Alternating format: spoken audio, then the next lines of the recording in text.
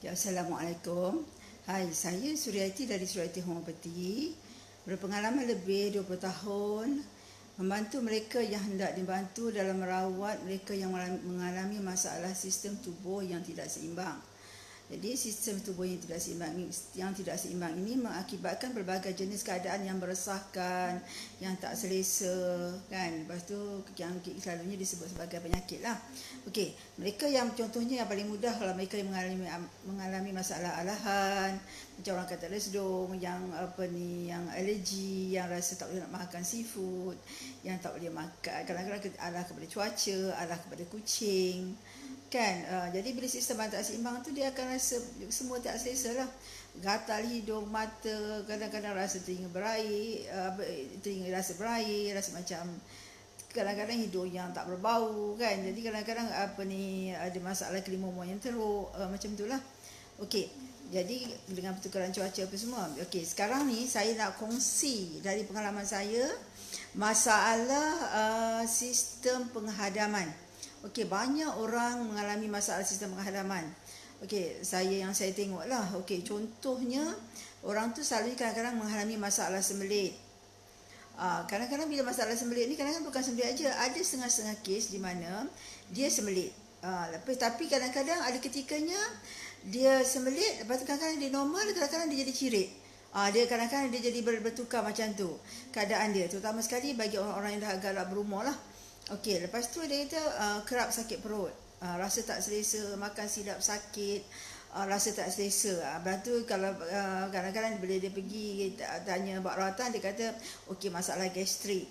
Tapi betul, okey, lepas tu walaupun dia pantang, dia tetap masalah tetap datang.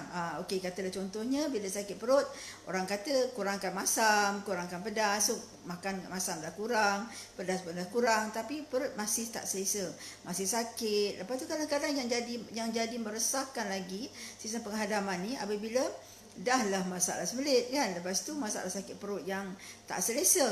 Okey, masalah yang tak selesa tu jadi angin, kadang-kadang asap ke dada. Asap ke dada sehingga menyebabkan timbul ketakutan, rasa risau, kadang-kadang macam debaran jantung terlalu berdebar-debar. Dia kata macam kata rasa macam nak pecah dada-dada. Dia kata bila angin tu asap, lepas tu jadi risau, jadi takut. Jadi kata orang Perak kata libu-libu, orang Selatan kata apa, tak tentu harah, macam itulah. Okey, jadi biasanya mereka yang jadi macam ni selalunya habit makanan yang saya tengok lah, habit pemakanan yang suka yang masam, suka yang pedas. Lepas tu kecederaan lama, dan kadang-kadang disebabkan cederaan lama dan plain water yang kurang. Okey, air masak yang kurang lah, minum air kurang. Tapi okey, saya nak fokus ada satu cerita di mana sebenarnya antara banyak-banyak cerita yang saya tengok ni, ada satu cerita tu di mana ada satu kes saya tu ni agak kronik lah. Dia ni seorang eksekutif lah. Orang agak-agak dia seorang dia ada company yang besar. Lepas tu dia kata bila dia stres dia akan sakit perut. Dia akan sakit, dia macam gastrik, angin asap, dada nak nafas macam tak puas. Dia kata macam mana nak buat tu dia. Lepas tu bila dia kata benda tu sejak dia belajar di universiti lagi. Lepas tu dia kata puas lah ambil treatment. Lepas tu dia datang jumpa saya. Lepas tu saya bagi treatment pun dia kata dia kurang sikit. Lepas tu bila dia stress jadi balik. Lepas tu akhirnya saya bertanya, dia kata dulu dia adalah pilot lah. Dia kata dia ex-pilot, dia kata kan. Jadi training, dia kata kan, dia training apa semua kan. Jadi masa tu training. Lepas tu dia kata dia pernah jatuh. Lepas tu yang paling dia kata yang dia ingat ketika usia dia 10 tahun, dia main dengan abang dia. Bila main dengan abang dia kata macam sekitar jam 4, dia kata jam 3 macam tu lah. Dia kata abang dia pijak belakang dia sehingga dia bunyi badan macam tu, sakit kata dia kan. Jadi dia kata setiap kali dia gastrik, dia kata dia sakit perut, angin asap tu dia akan sakit di bahagian belakang tu, kata dia kan. Lepas tu saya kata kenapa tak cerita dengan saya sebelum ni. Dia kata okey, saya pun nak tanya dia kan. Dia kata yang tu dia ingat bila saya tanya kecederaan lama apa semua, baru dia cerita. Dia kata dia masalah dia pernah dengan abang dia bergurau dengan abang dia sampai tahap macam tu lah. Lepas tu saya realise lah, saya bagi dia rawatan untuk kecederaan lama dia. Dan alhamdulillah improve sehingga hari ini beberapa kali lah dia ambil sampai dia betul-betul sembuh, dan sampai hari ini dia kata masalah tu memang sangat tak ada lah, kecuali tapi makan memang dia jaga, dan plain water memang dia jaga sungguh, air kosong memang dia jaga sungguh lah, dia kata kan. Dan alhamdulillah, maksudnya kadang-kadang apabila kita jatuh, kita bermain, kita training, ataupun kita angkat barang berat apa semua kan, apabila kita accident, keadaan tu tidak boleh dikawal, kan. Ketika kita jatuh tu kita tak boleh dikawal. Jadi dia melibatkan sistem, saya pun tak tahu, Allah Alam kan. Bila dia kata ada satu orang tu lah, dia kata dia selalu accident, dia kata dia kerak accident. Dia kerak accident, ada seorang tu sampai dia tak nak puasa. Dia kata, bila saya tanya dia kata dia pernah accident, dia kata dengan arwah ayah dia kata naik kereta tu terbalik beberapa kali, dia kata kan. Dia kata masa dia belajar di universiti, dia kata dia memang tak boleh puasa. Dan dia siapkan supaya tak puasa, dia kena makan every 2 hours. Bayangkan, dia kata dah berapa tahun, setiap 2 jam dia kena makan, kan. Dia kata dah 5 tahun, dia datang kat saya tu 5 tahun dah dia tak boleh puasa. Dia kata dia tak tahu macam mana, dia kata masalah dia ni, kata bila start. Jadi saya tanya dia kata okey, dia kata dia pernah accident, dia kata kalau suruh pantang, memang dia pantang lah, dia kata memang dia tak makan pedas, dia kata dia tak boleh. Dia kata even, dia kata kalau cili sepotong, cili merah tu pun, bukanlah kita cili api ke apa, tapi cili merah tu pun, dia tak boleh nak tahan, kata dia kan. Lepas tu dia kata kalau kata lagi lah, dia kata kalau ada hitam apa semua, memang tak boleh. Dia kata memang dia pantang sungguh, kata dia kan. Lepas tu saya tanya, bila dia kata okey dia pernah accident dengan arwah ayah dia. Okey, Siti Juria, Assalamualaikum. Lepas tu bila dia pantang ayah dia kan. Dia pantang, dia kata dia pantang. Lepas tu saya kata okey, air kosong, dia kata macam tu lah, dia kata masa tu dia tak tahu, dia kata banyak mana konsum. Saya kata okey, sekarang cuba dapatkan air kosong. Lepas tu saya rawat kecederaan dia.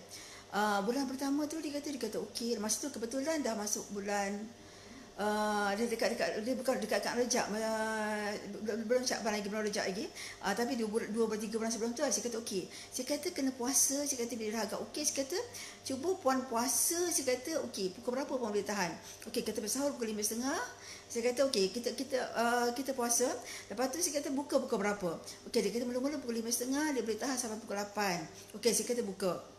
Lepas tu dia kata besok 8.30. Lepas tu dia next day dah pukul 9. Sampai masuk bulan Syakban tu dia boleh full puasa. Hujung Syakban tu dia dah boleh full dah puasa. Maksudnya kita latih diri kita balik. Sebab bayangkan 5 tahun dia tak puasa. Bayangkan dekat dalam 5 tahun dia tak pernah puasa tu, dan alhamdulillah lepas tu dia boleh puasa. Tapi kesan daripada kecelakaan, dia kata memang bayangkan daripada kat universiti, daripada dia tak pasal tukar kos beberapa kali, dia kata memang tak boleh nak sebab memang kalau kena attack, dia kata dia akan sakit kepala yang teruk. Kan, lepas tu bila saya tengok dia kecederaan lama tu dan saya rawat, alhamdulillah. Jadi saya nampak benda-benda macam ni. Ini pengalaman saya tak tahu pengalaman orang lain lah. Lepas tu bila saya kata pantang masam, okey, ada orang tanya saya pasal vitamin C. Ilmu ni saya tak tahu, saya minta maaf. Ilmu vitamin C yang diorang war-warkan sekarang ni saya tak faham. Kan, saya tak faham. Sebab bagi saya mungkin lama saya belajar kan dulu kan. Okey, bagi saya vitamin C ni hanya orang dewasa ambil 50 mg satu hari. Itu keperluan kita. Bagi saya lah. Jadi kalau kata kita tak perlu makan yang masam juga. Sebab vitamin C kita dapat daripada buah-buahan, macam betik pun tinggi juga vitamin C dia, guava, ikan berbatu pun tinggi juga kan, tapi kurang masam. Sebab vitamin C yang dijual di market ni adalah pure ascorbic acid, yang saya dapat tahu lah. Jadi yang tu ilmu tu saya tak tahu. Saya minta maaf, ilmu ni saya tak tahu. Kalau tanya saya, orang tanya saya memang saya tak tahu ilmu vitamin C sekarang ni. Jadi bagi saya ambil satu sebab saya ada baca Imam Syafi'i mengatakan antara yang melemahkan tubuh yang masam. Dari dulu kita tahu pun kan, kalau orang-orang tahfiz tak bagi benda-benda yang masam kan. Jadi itu ilmu yang saya tahu. Bagi saya yang itulah. Jadi kurangkan masam, kurangkan badan, sebab dalam badan kita pun asid dalam badan kita, dan Allah bagi dalam badan kita pun pH dia antara 1 hingga 3. Bayangkan dia sangat-sangat tinggi dah. Itu bagi saya lah.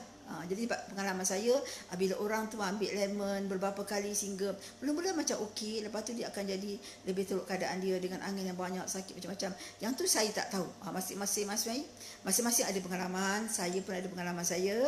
Jadi saya tak boleh kata benda itu tak betul, sebab dia orang ada bukti mengatakan okey, ambil vitamin C, ambil yang masam, ambil lemon, ambil apa, dia ada improvement. Okey, yang ni saya tahu. Kalau pengalaman saya harus jalankan pesakit saya.